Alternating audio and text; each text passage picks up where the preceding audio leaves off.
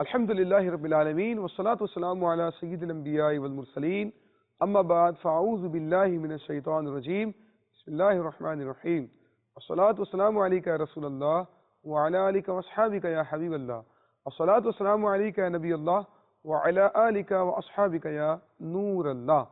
آج ہم جو قرآن واقعہ سننے کے لیے جا رہے ہیں وہ بھی بہت ہی سبق آموز ہے۔ اس سے پہلے یہ بات یاد رکھیے کہ اللہ تعالیٰ نے ہمیں جو نعمتیں عطا فرمائی ہیں، اللہ تعالیٰ نے ہمیں جو دنیا میں مال عطا فرمایا ہے، اگر کوئی شخص اس نعمت کو، اس مال کو اللہ تعالیٰ ہی کی راہ میں خرچ کر دیتا ہے، اللہ تعالیٰ کو ہی لوٹا دیتا ہے، اللہ تعالیٰ اسے قرض سے تعبیر فرماتا ہے۔ اللہ تعالیٰ فرماتا ہے کون ہے جو اللہ تعالیٰ کو قرض حسنہ دے؟ اللہ تعالیٰ اسے قرض سے تعبیر فرماتا ہے اس لیے کہ اللہ تعالیٰ اس کی جزا دنیا میں بھی دیتا ہے اور آخرت میں بھی عطا فرمایا کرتا ہے۔ تو جو اللہ تعالیٰ کی راہ میں مال خرچ کیا جائے اللہ تعالیٰ اسے بڑا پسند فرماتا ہے۔ قرآن کریم میں اللہ تعالیٰ نے ارشاد فرمایا لن تنالوا البر حتی تنفقوا مما تحبون، تم بھلائی کو ہرگز نہیں پا سکتے یہاں تک کہ راہ خدا میں اپنی پسندیدہ چیز خرچ کرو۔ تو جو لوگ اللہ کی راہ میں اپنا پسندیدہ مال خرچ کرتے ہیں اللہ تعالیٰ ان لوگوں سے بڑی محبت فرماتا ہے۔ ہمارے بزرگان دین کی زندگیاں جہاں اللہ تعالیٰ کی عبادت سے معمور ہیں، وہیں اللہ تعالیٰ کی راہ میں صدقہ و خیرات کرنا، سخاوت کرنا، غریبوں کی مدد کرنا، اللہ تعالیٰ کا دیا ہوا مال اللہ کی راہ میں خرچ کرنا، یہ ہمارے بزرگان دین کا ایک خاص وصف ہوا کرتا تھا۔ کوئی بھی اللہ تعالیٰ کا ولی ہے، کوئی بھی اللہ تعالیٰ کا مقبول بندہ ہے، کبھی بخیل آپ کو نہیں ملے گا۔ اللہ تعالیٰ کا کوئی نبی یا کوئی ولی آپ کو کبھی بھی بخیل نہیں ملے گا۔ قرآنی واقعہ جو آج ہم آپ کو بیان کر رہے ہیں سورۃ الدہر میں اللہ تعالیٰ نے اس واقعے کو بیان فرمایا۔ واقعہ کس کا ہے؟ سبحان اللہ، واقعہ ہے اہل بیت کا۔ اہل بیت کی سخاوت کا بیان ہو رہا ہے۔ چنانچہ حسنین کریمین بیمار ہو گئے، نبی کریم علیہ الصلوۃ والسلام کے شہزادے بیمار ہو گئے، تو منت مانی گئی کہ اللہ تعالیٰ نے اگر ان کو شفا دی تو ہم 3 روزے رکھیں گے۔ اللہ تعالیٰ نے ان شہزادوں کو شفا عطا فرما دی۔ چنانچہ مولا کائنات علی المرتضیٰ شیر خدا رضی اللہ تعالیٰ عنہ، حضرت فاطمہ الزہرا خاتون جنت رضی اللہ تعالیٰ عنہ، اور آپ کی خادمہ حضرت فدہ رضی اللہ تعالیٰ عنہ، ان تینوں نفوس نے اپنی منت کو پورا کرنے کے لیے روزے رکھے۔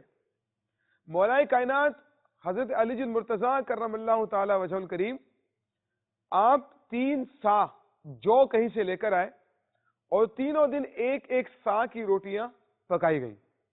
جب پہلے دن جب روٹیاں پکی نا، افطار کا ٹائم تھا اور سب کے آگے روٹی رکھی ہوئی ہے، افطار کا ٹائم ہے، روزہ کھلنے والا ہے، افطار کے وقت کا انتظار ہو رہا ہے۔ اتنی دیر میں کسی نے دروازے پر صدا دی، سائل نے، ہے کوئی مسکین کو کھانا کھلا دے، ہے کوئی مسکین کا پیٹ بھرے۔ اللہ اکبر، اللہ اکبر۔ میرے پیارے اسلامی بھائیوں، دیکھیے اہل بیت کی سخاوت کا انداز دیکھیے۔ وہ جو روٹیاں تھیں نا، وہ اٹھا کر سب کی اجازت سے وہ روٹیاں اٹھا کر اس سائل کو دے دی جاتی ہیں اور پانی سے روزہ افطار کر لیا جاتا ہے۔ اس کے بعد اگلے دن کا دوبارہ روزہ رکھ لیا گیا، سبحان اللہ۔ اس کے بعد دوسرے دن پھر افطار کے وقت سب کے آگے روٹیاں رکھی ہیں، پھر کوئی قیدی آ کر صدا دیتا ہے کہ ہے کوئی اللہ کے نام پر اس قیدی کو کھانا کھلا دے، اس بھوکے کو کھانا کھلا دے۔ چنانچہ دوبارہ ان تمام کی اجازت سے دوسرے دن بھی وہ روٹیاں اٹھا کر اس غریب کو دے دی جاتی ہیں اور پانی سے روزہ افطار کر لیا جاتا ہے، سبحان اللہ۔ تیسرے دن کا روزہ بھی رکھ لیا جاتا ہے۔ میٹھے میٹھے اسلامی بھائیوں اور مدنی چینل کے ناظرین، تیسرے دن کا روزہ رکھ لیا گیا اور تیسرے دن بھی روزہ رکھنے کے بعد جب افطار کے لیے بیٹھے ہیں، سب کے آگے روٹیاں رکھی ہوئی ہیں، اللہ اکبر، کوئی یتیم صدا دیتا ہے کوئی جو یتیم کو کھانا کھلا دے۔ وہ تیسرے دن بھی وہ روٹیاں سب کی اجازت سے اٹھا کر اس یتیم کو دے دی جاتی ہے اور تیسرے دن بھی پانی سے روزہ افطار کر لیا جاتا ہے۔ اللہ تعالیٰ کا دیا ہوا مال اگر اللہ تعالیٰ کی راہ میں خرچ کر دیا جائے، صدقہ بلاؤں کو ٹالتا ہے، صدقہ مصیبت کو ٹالتا ہے، صدقہ عمر میں اضافہ کرتا ہے۔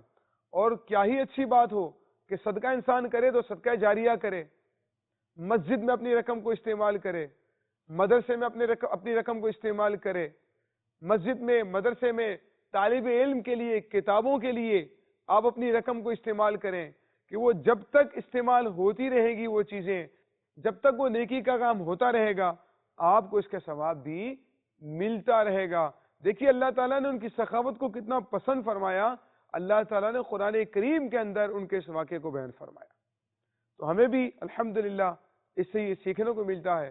اللہ تعالیٰ کی بارگاہ میں دعا کرتے ہیں اللہ تعالیٰ اس قرآنی واقعے کو یاد رکھنے کی توفیق عطا فرمائے، اور اس کی روشنی میں جو مدنی پھول ہمیں مل رہے ہیں اللہ تعالیٰ ان کے ذریعے سے اپنے عقائد اور اعمال کی اصلاح کرنے کی توفیق عطا فرمائے۔